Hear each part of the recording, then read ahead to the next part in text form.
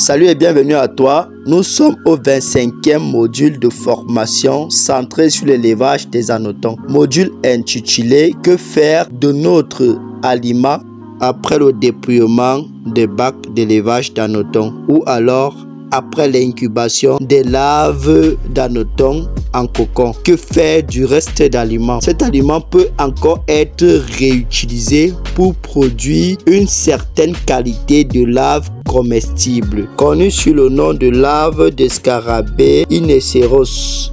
Et ces larves ont la même qualité nutritive que les larves d'hannetons. Et ici, le but pour nous, c'est de permettre aux éleveurs de gagner encore plus avec le même aliment qu'ils ont élaboré les vers blancs avec. Ça veut dire quoi? Ça veut dire que quand on finit de dépouiller nos vers blancs, comme nous voyons sur la vidéo, nous allons prendre ce même aliment et l'utiliser pour pouvoir produire les larves de scarabée Ineceros, aussi comestibles et aussi très riches en oméga 3 comme les larves d'hannetons. Donc nous allons vous faire une présentation brève de ce que c'est que le scarabée Ineceros, où le trouver, la différence entre le mâle et la femelle. Ici, nous n'allons pas montrer toute la formation dessus, mais nous allons vous faire juste un bref résumé.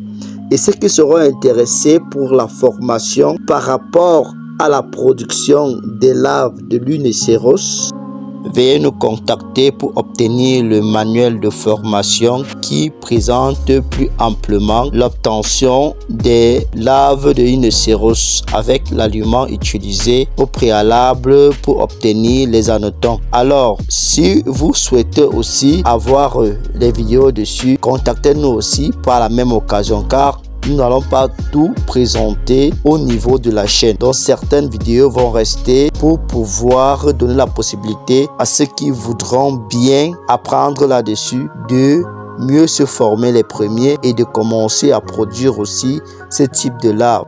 Aussi, à tous ceux qui sont connectés à la chaîne, nous vous exhortons de bien vouloir vous abonner et activer la cloche de notification pour ne rater aucune de nos prochaines vidéos. Partagez au maximum pour élargir l'audience de la chaîne afin que nous puissions encore avoir plus de visibilité, et cela nous permettra d'avoir plus de clients et de faire en sorte que plusieurs personnes soient intéressées par ce que nous produisons. Donc que chacun mette la main à la pâte pour partager au maximum les liens vidéo de ce type d'élevage, pour que tous ceux qui seront intéressés et qui voudront bien goûter à ce type de larve puissent connaître de quoi il est question, comment est-ce qu'on produit et à quoi est-ce que ça peut être bénéfique pour la santé. Donc s'il vous plaît, non seulement abonnez-vous, partagez et likez les vidéos afin que nous soyons aussi encouragés à produire davantage des contenus qui pourront vous aider à améliorer votre élevage.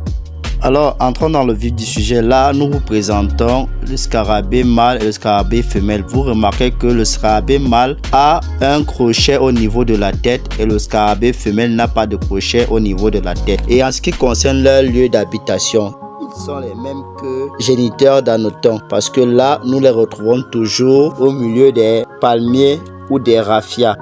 Et là, nous sommes en milieu naturel. Regardez ce qui se passe en milieu naturel. Nous récupérons un scarabée mâle. Mais comme la femelle a voulu s'enfuir, nous avons d'abord préféré récupérer la femelle. Et nous allons mettre la femelle dans le bocal. Vous avez vu que la femelle n'a pas de crochet au niveau de la tête. C'est très facile et c'est très visible. Alors que le mâle, quant à lui, constatons que ce mâle a des crochets au niveau de la tête. Très facile toujours à voir, c'est très visible à l'œil nu. Donc en ce qui concerne la différence entre le mâle et la femelle chez les scarabées, c'est très visible. On n'a pas d'inquiétude là-dessus. On sait que voici le mâle et on sait que voilà la femelle.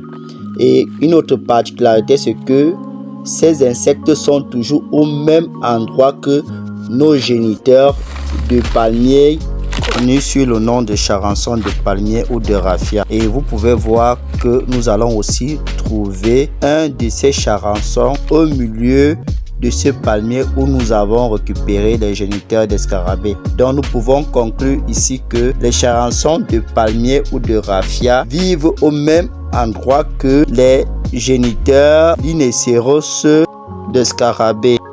Tout simplement parce que ceci se développe après la transformation des larves de charançon en cocon. Donc nous pouvons ici déduire que l'utilisation de l'aliment que l'on produit, les larves de charançon, est propice pour l'obtention des larves de scarabée. Voilà par exemple un palmier qui a été consommé par les larves de charançon. Nous allons constater que toutes les larves de charançon n'y sont plus. Certains sont déjà transformés en cocon. Et là maintenant, il y a le développement des larves de scarabée que nous retrouvons à l'intérieur de ce palmier. Voilà par exemple une larve de scarabée. Elles ont des petites pattes au niveau de la tête. Donc nous voyons comment est-ce que on fait un petit dépouillement de ce palmier qui a été consommé par les larves de charançon. Et là, nous retrouvons à l'intérieur du substrat qui a été consommé par les larves de charançon. Nous allons retrouver les larves de scarabée. Voilà comment ça se présente. Nous voyons comment nous retrouvons les larves de scarabée dans le substrat qui a été consommé par les larves de charançon. D'où l'importance d'utiliser nos substrats, nos restes de substrats pour produire ce type de larves afin de gagner 2 fois plus sur nos aliments que nous utilisons pour la production des larves de charançon. Donc regardez, voilà, on ne fait que faire ce dépouillement et on retrouve toujours ces larves de scarabée. La particularité avec ce type de larves, c'est qu'ils sont bien costauds. Regardez comment ils se présentent. Donc on en retrouve déjà dans nos marchés en Vombi. On retrouve ce type de larves chez les commerçantes de larves d'anoton. Très très riche aussi en oméga 3 et aussi très bon pour la santé. Donc ce type de larve est bien comestible. Nous voyons comment ça se présente. Nous voyons bien cette tête là avec des petites pattes qui sont au niveau de la tête. Donc nous voyons, voilà ce que nous remarquons sur ce type de larve.